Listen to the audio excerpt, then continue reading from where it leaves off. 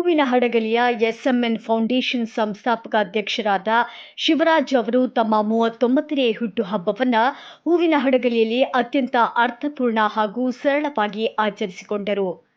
ಆಡಂಬರವಿಲ್ಲದೆ ವಿದ್ಯಾರ್ಥಿಗಳ ಜೊತೆ ಹಾಗೂ ಧಾರ್ಮಿಕ ಕ್ಷೇತ್ರಗಳಲ್ಲಿ ಸಮಾಜಮುಖಿ ಕೆಲಸಗಳನ್ನು ಮಾಡುವ ಮೂಲಕ ಶಿವರಾಜ್ ಅವರು ಮಾದರಿಯಾಗಿದ್ದಾರೆ.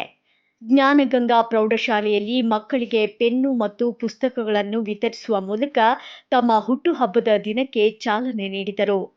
ಹೂವಿನ ಹಡಗಲಿಯ ಸುಕ್ಷೇತ್ರ ಗವಿಸಿದ್ದೇಶ್ವರ ಮಠದಲ್ಲಿ ನಡೆದ ಸಮಾರಂಭದಲ್ಲಿ ಎಸ್ಎಸ್ಎಲ್ಸಿ ಪರೀಕ್ಷೆಯಲ್ಲಿ ಅತಿ ಹೆಚ್ಚು ಅಂಕ ಪಡೆದ ವಿದ್ಯಾರ್ಥಿಗಳಿಗೆ ಗೌರವದ ಸನ್ಮಾನ ಮಾಡಿ ಪ್ರೋತ್ಸಾಹಿಸಿದರು.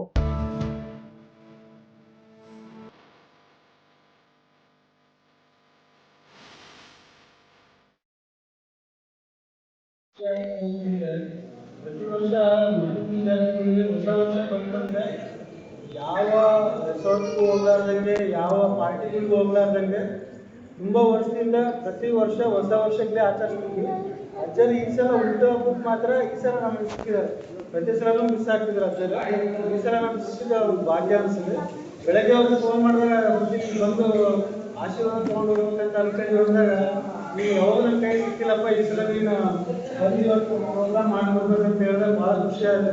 ಆಮೇಲೆ ನಮ್ಮ ಎಸ್ಎಂಎನ್ ಫೌಂಡೇಶನ್ ಇಂದ ತುಂಬ ಸಾಮಾಜಿಕ ಕಾರ್ಯಕ್ರಮಗಳು ಮಾಡ್ತೀವಿ. ಬಡವರಿಗಾಗಲಿ, ಗುಡಿಗಳು ಜೀರ್ಣೋದ್ಧಾರಕ್ಕಾಗಲಿ, ಇಲ್ಲಾಂದರೆ ಆರೋಗ್ಯದ ಹೆಲ್ತ್ ಕ್ಯಾಂಪ್ಗಳಿಗಾಗಲಿ, ಆದರೆ ಎಲ್ಲರಿಗೂ ಅದೇ ಮಾರ್ಗದರ್ಶಕರಾಗಿ ಇಟ್ಕೊಂಡು, ಜನರಲ್ಲಾಗಿ ಇಟ್ಕೊಂಡು ನಮಗೆ ತುಂಬ ಸಪೋರ್ಟ್ ಮಾಡ್ತಿದ್ದಾರೆ. ಎಲ್ಲ ಜನತೆಗಳು ನಮ್ಮ ಕುಟುಂಬಕ್ಕೆ ಕಲಿಯುವ ವಿಶ್ವಾಸ ಮತ್ತು ನಿಮ್ಮಲ್ಲಿರುವ ಪ್ರೀತಿಗೆ ಎಲ್ಲರಿಗೂ ಧನ್ಯವಾದಗಳು.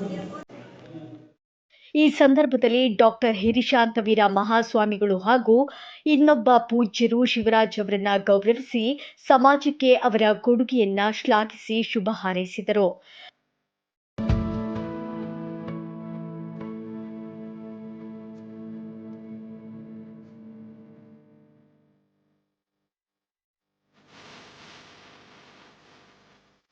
ಕಾರ್ಯಕ್ರಮದಲ್ಲಿ ಶಿವರಾಜ್ ಅವರ ಕುಟುಂಬ ವರ್ಗದವರು, ಸ್ನೇಹಿತರು, ಅಭಿಮಾನಿಗಳು ಹಾಗೂ ಎಸ್ಎಂಎನ್ ಫೌಂಡೇಶನ್ನ ಸದಸ್ಯರು ಭಾಗವಹಿಸಿದ್ದರು. ಪತ್ರಕರ್ತರು ಸೇರಿದಂತೆ ಸಮಾಜದ ವಿವಿಧ ಗಣ್ಯರು ಶಿವರಾಜ್ ಅವರಿಗೆ ಶುಭ ಕೋರಿ ಸನ್ಮಾನಿಸಿದರು.